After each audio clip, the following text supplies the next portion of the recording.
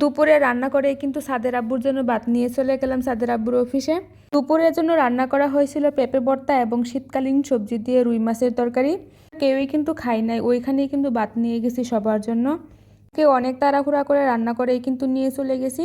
সাদের আব্বু জানতো না আমরা যে যাবো, তো সাদের আব্বুকে সারপ্রাইজ দিতে যায় কিন্তু আমরা সারপ্রাইজড হয়ে গেছি। এটা যেহেতু তালা মারা ছিল, তো আমার ফোনে কিন্তু ব্যালেন্স ছিল না, তো আমি আগে থেকে জানতাম না। ফোন দিতে যেয়ে দেখি আমার ফোনে তো কোনো ব্যালেন্সই নেই। তারপর কি আর করা, রাস্তার মধ্যে 10 থেকে 15 মিনিট দাঁড়িয়েছিলাম মাসিলে। তারপর এক চাচার সাহায্যে আর কি গেটটা খোলা হয়েছে।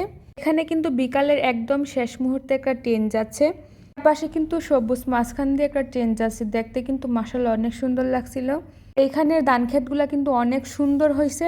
আমার কাছে কিন্তু এই ধান ক্ষেতগুলা দেখতেই কিন্তু অনেক ভালো লাগছিল, কারণ এগুলা দেখে মনে হচ্ছে কৃষকের মুখে যেন হাসি লেগেই রয়েছে।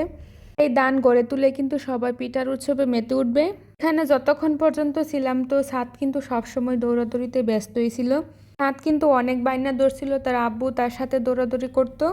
ছেলের আবদার বলে কথা কখনোই তো না বলা যাবে না, তো তার সাথেই কিন্তু দৌড়াদৌড়ি করতেছে। সাতকে কিন্তু একবার না বলছিল যে আমি আর পারবো না, তুমি একলা একলাই দৌড়ায়, কিন্তু সে কিন্তু গড়াগড়ি শুরু করে দিছে মাটিতে। তো এখানে কিন্তু অনেক সুন্দর কিন্তু মরিচ গাছগুলা, আর এদিকেও কিন্তু অনেক সুন্দর সুন্দর গোলাপ ফুল গাছ আছে।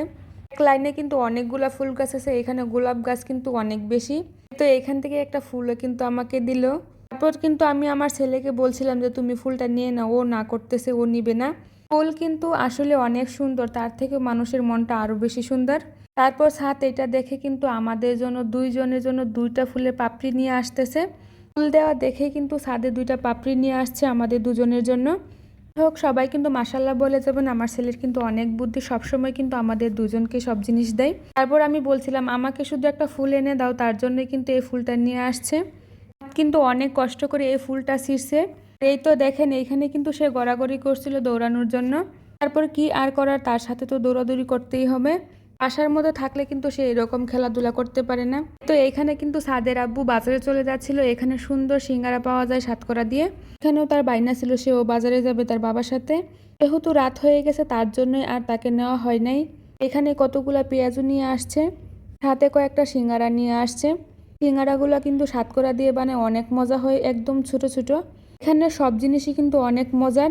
কোনো সময় কিন্তু ওই বাজারে গেলে এইসব জিনিস আমার জন্য নিয়ে আসবেই। দেখতেও কিন্তু অনেক কিউট সিঙ্গারাগুলা। সাতকরা দিয়ে কখনো গরুর মাংস খাই নাই, দেখি ইনশাল্লাহ কোনো একদিন খাবো। সিঙ্গারা খাওয়ার পর কিন্তু সালাদ খেলে কিন্তু অনেক মজাই হয়। তারপর কিন্তু আমরা খাওয়া দাওয়া শেষ করে 8টার দিকে বাসায় চলে আসছি। এখন যেহেতু রাত্রে অনেক শীত পড়ে, তো তার জন্যই কিন্তু আগে ভাগে বাসায় চলে গেলাম সাতকে নিয়ে। এটি দেখার জন্য অসংখ্য ধন্যবাদ।